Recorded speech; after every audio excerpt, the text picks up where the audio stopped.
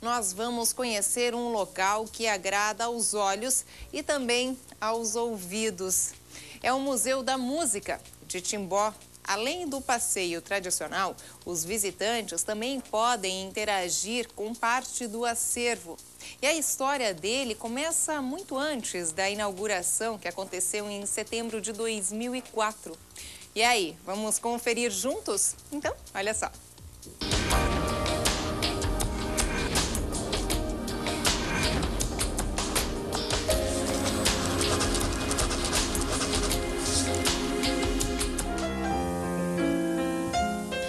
A casa onde o museu está localizado foi construída no início do século XX pela família Hammermeister. Até os anos 60, um salão de baile funcionava no local. Hoje, além deste patrimônio cultural, o Museu da Música preserva mais de 1000 peças, que vão desde instrumentos musicais dos mais variados tipos e épocas até partituras e outros acessórios provenientes de diversas partes do mundo. Chegando aqui, conhecemos primeiro os metálicos. Agora a gente já está aqui iniciando a visita no Museu da Música, que reúne mais de 1000 instrumentos e acessórios musicais. E a gente vai falar com a Adriana Becker, que vai guiar um pouquinho essa visita e dar mais detalhes. Adriana, chegando aqui, o que o pessoal encontra? Bom, nós temos instrumentos de mais de 5 séculos, né, de diversos países da Europa, por exemplo, República Tcheca, Alemanha, França. Então, quando a pessoa chega no museu, ela vai fazer a visitação e os instrumentos eles estão em ordem cronológica, né? Então, nós começamos aqui com os metais. Temos, por exemplo, os trompetes naturais, né, que são instrumentos, são réplicas de instrumentos muito antigos, né, como eram os trompetes. Até 3.000 anos atrás, por exemplo, já tinha trompetes retos como esses. Nós temos também trompetes com pistos, de diferentes afinações, né? Aqui também temos instrumentos como o trombone de vara da Renascença ou a sacabucha.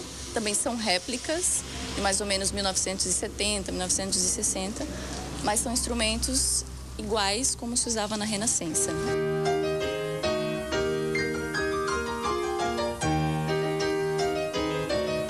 Esses instrumentos aqui, eles são réplicas construídas, as charamelas construídas pelo senhor Hans Hermann Ziel, que é o idealizador aqui do museu, né?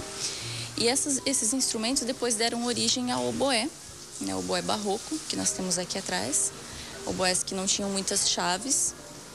E aí depois o oboé também sofreu transformações e hoje em dia ele é cheio de chaves de metal que facilitam também para se tocar músicas diferentes, né, e mais sofisticadas. A maior parte do acervo pertence ao idealizador do museu, o pastor Hans Hermann Ziel. Ele colecionava isso em casa, né, comprava nas suas viagens, ia a museus, aí ele visitava o museu, gostava do instrumento, comprava a medida e o desenho técnico e chegava em casa e construía no seu próprio torno, né? Então, muitas coisas são réplicas que ele construiu, além das que ele comprava, né? E aí, em 2001, ele ofereceu, né, essa proposta, esse projeto para a Prefeitura Municipal através da Fundação Cultural e foi muito bem aceito, né, de montar o Museu da Música. E aí, em 2004, o museu foi inaugurado, já com grande parte das peças que estão aqui. Hoje em dia a gente já recebe outras doações também, as pessoas ficam sabendo que pode se doar, né? E acabam fazendo doações. Outra preocupação dele foi guardar os registros da banda municipal criada em 1958. Sabendo que este salão aqui foi construído para ser uma casa de entretenimento, uma casa de bailes que era muito comum, que é muito comum na nossa região, né? Então a comunidade vinha aqui para dançar e se divertir aos sábados à tarde, aos domingos de tarde.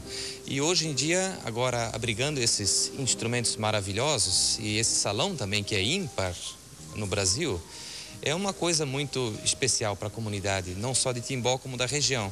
Com tanta história, o museu é um ótimo local para o aprendizado. Bom, e você que está assistindo, conhece o fagote? Eu também não conhecia. A Adriana disse que todas as bandas têm, mas fica lá atrás, um pouquinho escondido. Que instrumento é esse, Adriana? Bom, esse aqui é o fagote. Como ela falou, muitas pessoas não conhecem, não sabem que as orquestras e as bandas de sopro têm, com certeza. Então, ele é um instrumento que ele passou por diversas modificações, né? Como você pode ver, o fagote parece que ele foi dobrado ao meio, né? Então, conforme foi vendo a necessidade, era muito difícil tocar um instrumento de 2 metros, né? Então, como que ele foi dobrado em 2, né? Então, ele tem esse formato, então o som entra, você sopra com a palheta, né? E aí ele sai lá do outro lado.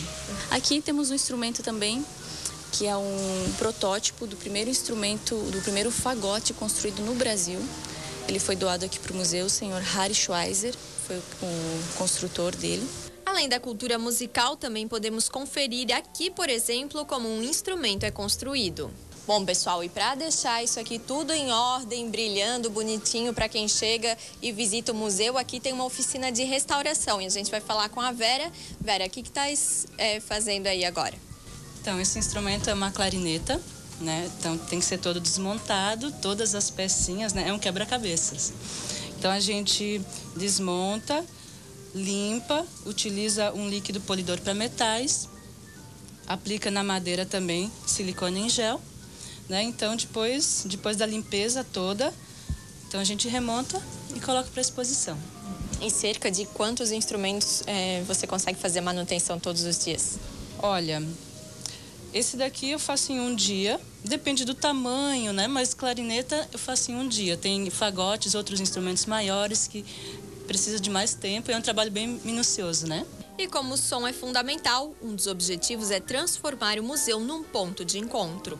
Nós temos um bom acervo. Hoje o museu é um dos únicos do Brasil, aliás, o único que a gente tem conhecimento, que tem um acervo semelhante a esse, né, de instrumentos musicais. Então, a gente não quer que o acervo simplesmente fique parado, mas a gente quer que as pessoas usem. De que forma, né? Então, nós fazemos ações educativas com os grupos que agendam sua visita aqui, né? Então, escolas, outras instituições, pessoas com necessidades especiais, terceira idade.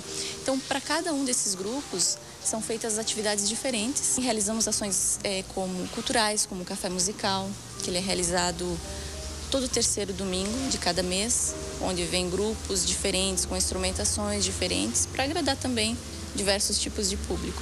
Bom, e como a gente mostrou aqui na matéria, o museu não é apenas um lugar para aquela visitação tradicional. Aqui no laboratório de som, a gente pode até fazer algumas experiências e conhecer instrumentos diferentes. Tem muita coisa bacana aqui, até instrumentos que as crianças que vêm com as escolas fizeram com materiais recicláveis.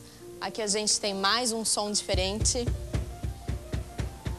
E aqui a gente encontra até um piano da época da enchente de 1983. Era de Blumenau, foi doado aqui para o museu. Nem todas as teclas funcionam, o som é bem limitado, mas é interessante para a gente ver como era um instrumento daquela época. E encerrando aqui a visita, tem um sousafone. Vamos ver como funciona. Som engraçado, bem diferente, mas é isso aí, pessoal.